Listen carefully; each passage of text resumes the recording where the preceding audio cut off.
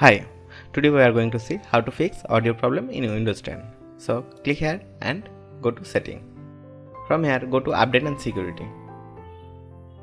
Here go to troubleshoot. Then go to additional troubleshooter.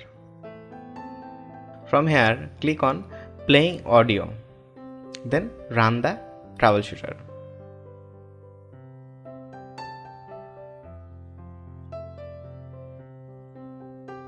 Here click on yes, open enhancement.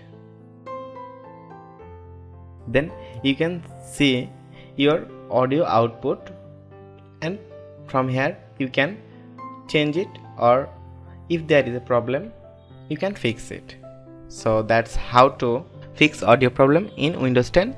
If you like this video, give the thumbs up, don't forget to subscribe and hit the bell icon. Thanks for watching the video.